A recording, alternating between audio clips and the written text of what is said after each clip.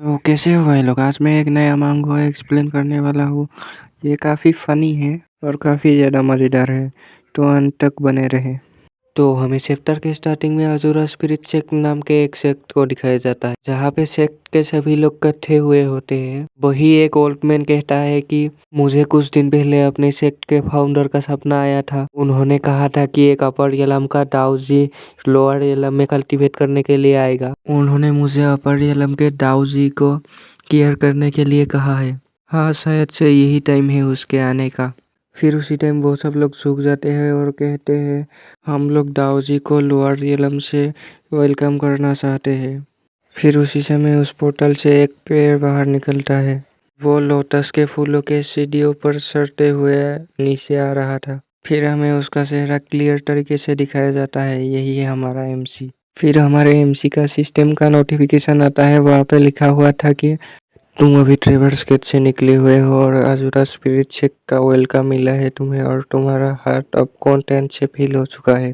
तुम अपने snow white चेहरे और डिवाइन फिजिक्स के साथ किसी भी फीमेल डिसेबल के दिल में जगह बना सकते हो। पर तुम इस ट्रांसवर्स गेट को पहली बार क्रॉस किए हो, इसी वजह से तुम्हें थोड़ा मोशन सिकनेस हो रहा है। तुम इन सब कल्टिवेटर्स के सामने ह्यूमिलेट नहीं हो सकते हो, इसीलिए शांत रहो और कूल एक्ट करो। फिर अपना एमसी सिस्टम को शट अप बोलता है। फिर सिस्टम कहता है कि पर तुम एक्सपोज हो चुके हो। तुम्हें इन सब चीज़ों से गुस्सा होने का कोई फ़ायदा नहीं है। तुम्हें इन सब के सामने शांत रहने के अलावा और कोई चॉइस नहीं है। फिर अपने एमसी के बारे में दिखाया जाता है। मेरा नाम सु युआ है, मैं इसेकाई हुआ हूँ। जब से इस वर्ल्ड में मैं रिबॉर्न हुआ हूँ तब से ही मेरे सामने एक टेक्स्ट आता है जो सिर्फ मैं ही देख सकता हूँ, और इसे मैं अपने नॉलेज सी में भी देख सकता हूँ। मैंने सोचा था कि ये एक सीड एबिलिटी है जो मुझे आसमानों के ऊंचाइयों पर ले चलेगा और इस दुनिया के एग्जिस्टेंस के पीक में पहुंचा देगा। और किसको पता था कि ये एक सो कॉल्ड एबिलिटी है जो सिर्फ मेरे थॉट्स और बिहेवियर्स के बारे में गंदी गंदी बातें बोलता रहता है। मेरे पास कोई भी चॉइस नहीं था, मुझे खुद के ऊपर ही डिपेंड होना पड़ा और हर दिन हार्डवर्क करना पड़ा। और मेरे फैमिली के लिमिटलेस रिसोर्स और एंसिस्टर ने मुझे सब टेक्निक सिखाया और मुझे ट्रेजर्स दिए। ऐसे ही मैं स्टार ऑफ एंशियंट गुसेंग में अपने जेनरेशन का सबसे स्ट्रॉन्गेस्ट बना। मेरी फैमिली मेरे टैलेंट और एबिलिटी पर वैल्यू करता है, इसलिए मुझे दाऊजी का टाइटल दे दिया और लोअर एल में ट्रेनिंग करने के लिए भेज दिया। मेरी family one of the top families में से है स्टार ऑफ एंशियंट गुसेन में, और मैं टॉप में पहुंचने के लिए मैं खुद से ही हार्ड वर्क किया हूँ।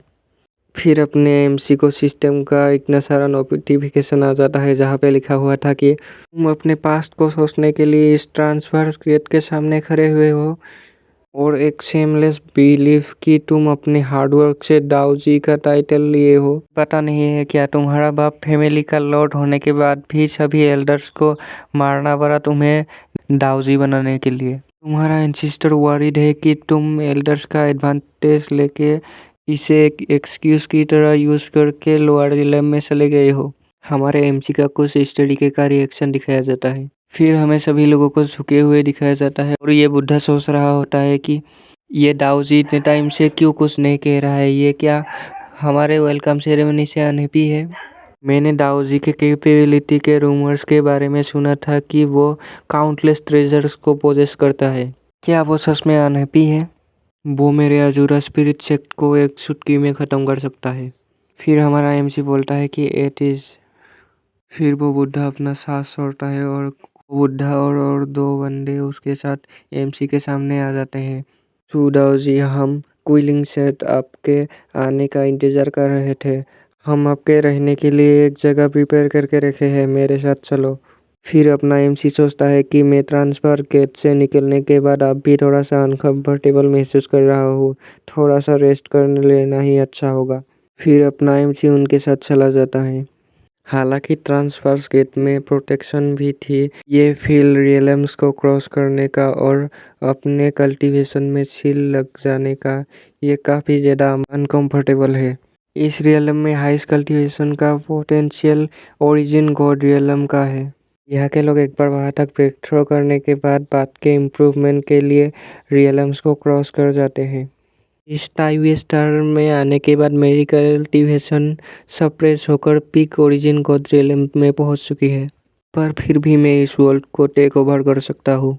फिर वो सब लोग एक घर में पहुंच जाता है जहाँ पे अपना एमसी एक बड़े से सिंहासन में बैठा हुआ था। फिर अपना एमसी सोचता है कि आई गेस ये सब लोग ये सब फैसिलिटीज मेरे लोअर एल में ट्रेनिंग करने के लिए किए हैं, मैं इसे पास करूँगा।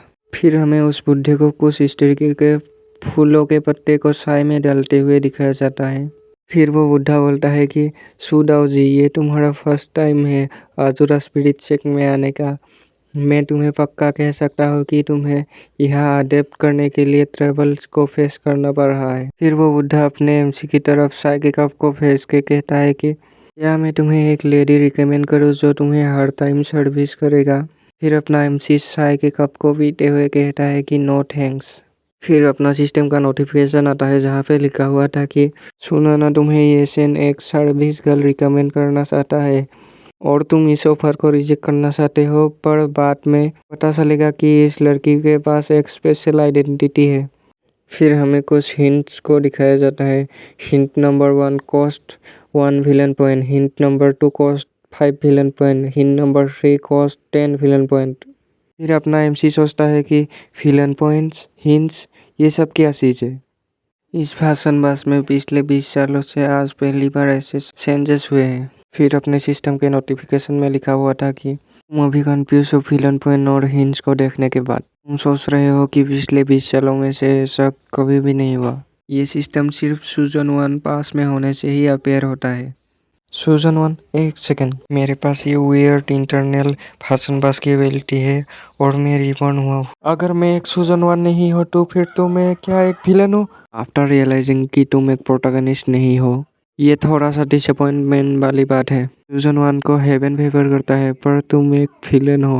What a sad strategy. फिर अपना एमसी को सिस्टर का रिएक्शन देके कहता है कि क्या तुम सच में, क्या इसका मतलब मैं एक बड़ी फैमिली में पैदा हुआ और अपर यलम का दाऊजी, हर वक्त मेरे को दूसरे लोग सर्व करना, जहाँ कहीं भी जाता हूँ वहाँ के कोई भी लोग मुझे गुस्सा दिलाने की हिम्मत नहीं करता, और दूसरे लोग जो गार्बेज में पैदा होते हैं और पार्टनर से डिवोर्स हो जाना और पूरा कल्टीवेशन खो जाना।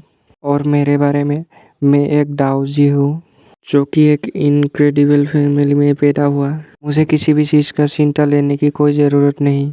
ट्रेजर्स और टेक्निक्स सब कुछ इजीली मिल जाता है। लिटरली मेरे पास कुछ भी चिंता करने के लिए नहीं है।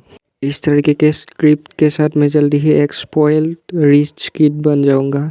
मैं इस टाइम पर क्यों शो ऑफ करने की कोशिश कर रहा हूँ। अरे रुको, मैं तो ऑलरेडी एक स्पॉइल्ड रिच किड हूँ।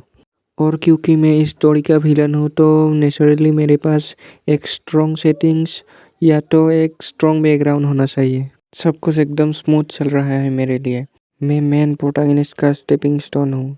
हाँ, ये टेक्स्ट बॉक्स के कॉर्नर में क्या नंबर है। आखिरकार तुम रियलाइज कर चुके हो कि तुम एक विलन हो और विलन पॉइंट को नोटिस किए हो। फिर अपना एमसी सोचता है कि हाँ, विलन पॉइंट, ओके, तो फिर ये मेरा विलन पॉइंट है। ये इतना ज़्यादा तो नहीं है पर मेरे लिए इनफ है सारे हिंट्स को लेने के लिए। और एक बात, ये सेन ने जो बात बोली थी उस लड़की के बारे में, उसके पास एक स्पेशल आइडेंटिटी है। फिर अपना एमसी कहता है कि चेक मास्टर इतना कह ही रहे हैं तो मैं इस ऑफर को रखना चाहता हूँ। फिर वो बुढ़ा कहता है कि ये जी यहाँ आओ। फिर हमें एक क्यूट सी लड़की को आते हुए दिखाया जाता है। मैंने अपर यलम में अपने फेरिस को देखा है और उनके साथ इसे कंपेयर करो तो ये गर्ल इतना भी बुरा नहीं है, पर इसकी गॉर्जियस फिजिक्स और शाम के अलावा और कोई स्पेशल बात नहीं है। फिर वो बुढ़ा बोलता है कि ये जी है, इसी के बारे में मैं आपको अभी बताया था। तो तुम क्या सोचते हो इसे सर्व करने देना जब तक कि तुम यहाँ हो सुदाओ जी। नो वंडर ये शेक मास्टर मुझे इसके ऊपर फिदा हो जाने की सोच रहा है, इसीलिए ये इसे मेरे पास लाया है। सिंस मैं एक अपर यलम का दाऊजी हूँ, अगर मुझे किसी चीज़ की ज़रूरत नहीं है, अगर मैं उस चीज़ को फेंक दूँ तब भी इस रियलम के कल्टीवेटर्स पागल हो जाएंगे उस चीज़ को पाने के लिए। इसे मेरे साथ रखना इतना भी बुरा नहीं है। और एग्जैक्टली इस लड़की का स्पेशल आइडेंटिटी क्या है जो ये भाषणबाज मुझे इसके बारे में जानने के लिए कह रहा है। व्हाटएवर मैं अपना कुछ विलन पॉइंट यूज करूंगा मेरे क्वेश्चन के आंसर को जानने के लिए। फिर अपने सिस्टम में दिखाया जाता है कि तुम्हें तीसरे हिंट को ओपन करने के लिए पहले और दूसरे हिंट को खरीदना पड़ेगा। एक कंपल्सरी एक्सपेंडिचर। ये क्लियरली एक स्कैम नहीं है क्या? व्हाटएवर, हम लोग अपने मिस्टेक से ही लर्न करते हैं। यहाँ पे और कुछ भी नहीं है। अगर मैं स्कैम भी हो गया था फिर धीरे धीरे फर्स्ट हिंट ओपन होता है 16, 15 और ये शी इज ए गर्ल। फिर अपने एमसी का कुछ इस तरीके का फनी रिएक्शन आता है और कहता है कि मॉडफकर। तो भाई लोग आज का चैप्टर यही पे खत्म करूंगा। आई होप आप सब लोगों को मजा आया होगा।